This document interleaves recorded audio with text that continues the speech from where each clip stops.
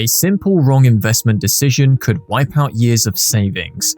Imagine watching your hard-earning savings evaporate because you bet everything on the wrong company. But what if there was a simple system designed specifically to protect you from that nightmare? Today, we're breaking down 4 investment systems: mutual funds, index funds, ETFs, and hedge funds, and revealing which one better protects and grows your wealth over time. By the end, you'll understand exactly where your money should go.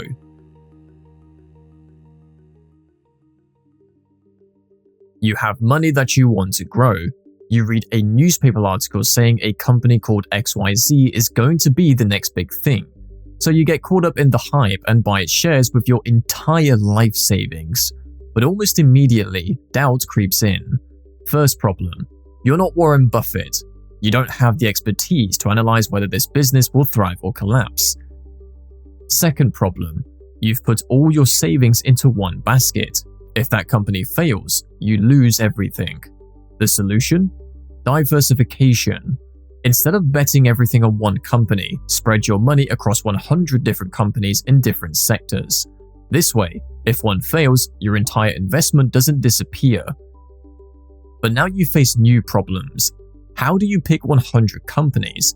And even if you did, how would you track their performance, manage dividends, and decide which to hold and which to sell? It would be a full-time nightmare.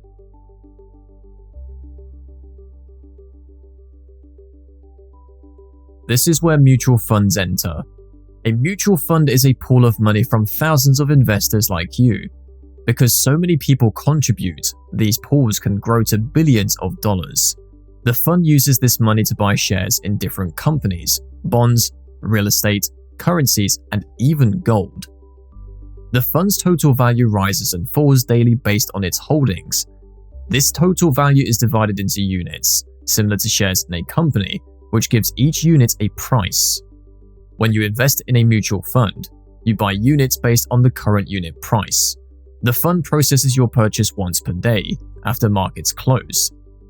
As the value of the fund's holdings increases, so does the value of your units.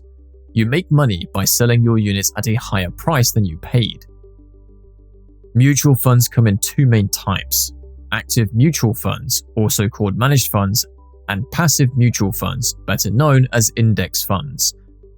An actively managed fund operates on one belief: expert humans can beat the market.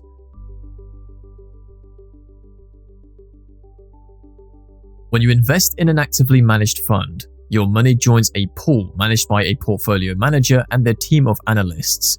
These professionals spend their days researching companies, analyzing financial statements, visiting factories, and using sophisticated software to predict which stocks will outperform. The manager's job is to cherry-pick winners. If they think Apple will underperform, they sell it. If they believe an emerging tech company will boom, they buy it. They're actively trying to outsmart the market. But this expertise comes at a cost. You're paying for the manager, the analysts, the research, and the infrastructure. Most actively managed funds charge between 1.5% and 2% per year. On a $100,000 investment, that's $1,500 to $2,000 annually, whether the fund makes money or not. Over decades, these funds compound dramatically. They eat into your returns in a significant way. And here's what research has consistently shown. Most fund managers don't actually beat the market over the long term. They might have good years, even great years, but when you look at 10, 20, or 30-year periods, most managed funds underperform simpler alternatives, especially after you subtract those hefty fees.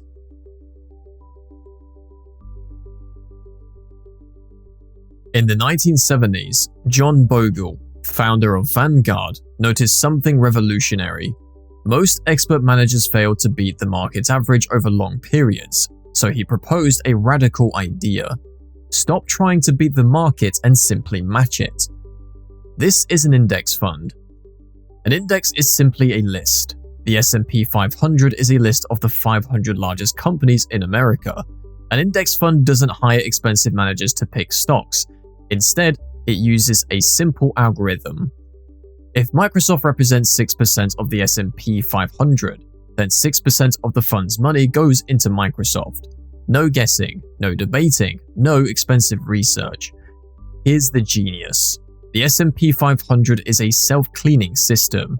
Every quarter, a committee reviews the list. Companies that fail, lose value, or go bankrupt are automatically removed. In their place, the system adds new giants, companies like Nvidia or Tesla. Think about it. In 1980, the S&P 500 included companies like Bethlehem Steel and Kodak. Today, those failed businesses are gone, replaced by Apple, Amazon, and Google. You don't have to predict winners. The system does it for you by preserving winners and removing losers. It's like having a garden that automatically pulls its own weeds. Because there's no expensive team to pay, index funds are incredibly cheap. Many charge as little as 0.05% per year. On that same $100,000 investment, you're paying just $50 instead of $2,000. Over 30 years, that difference compounds into hundreds of thousands of extra dollars in your pocket.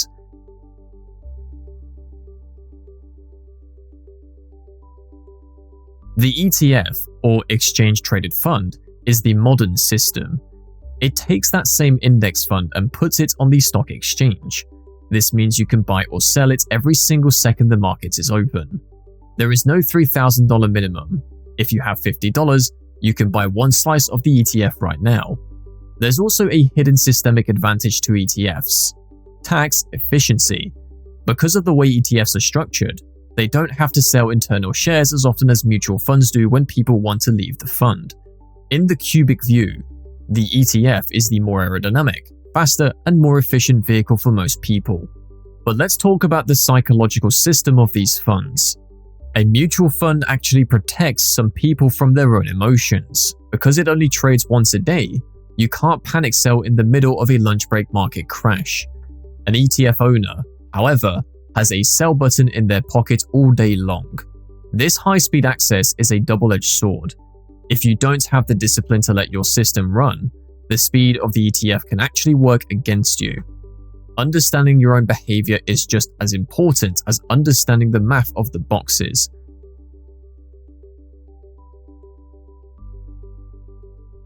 Now we enter elite territory.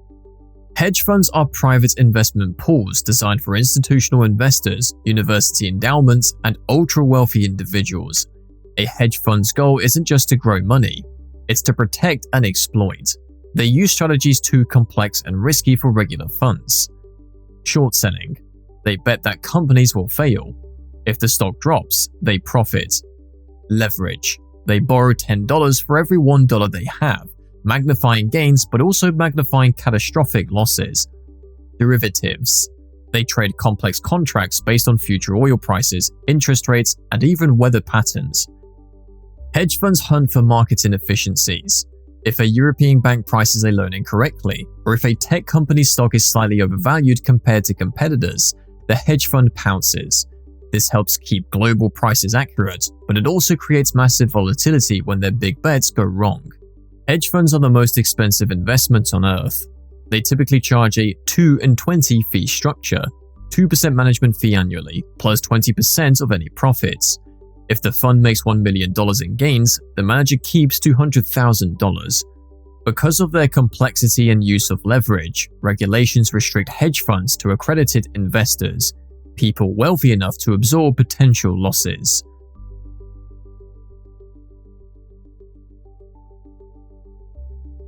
For the average investor, history delivers a clear answer.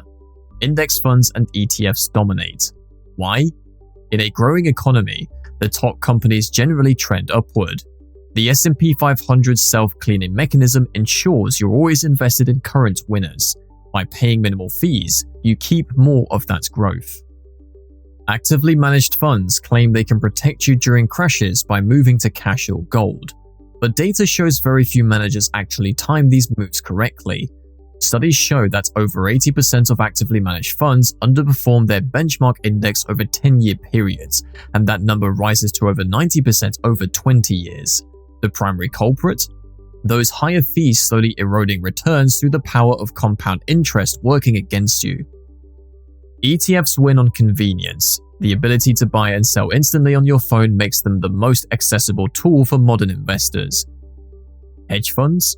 They're designed for a different game entirely. Institutional money management with strategies unavailable to retail investors.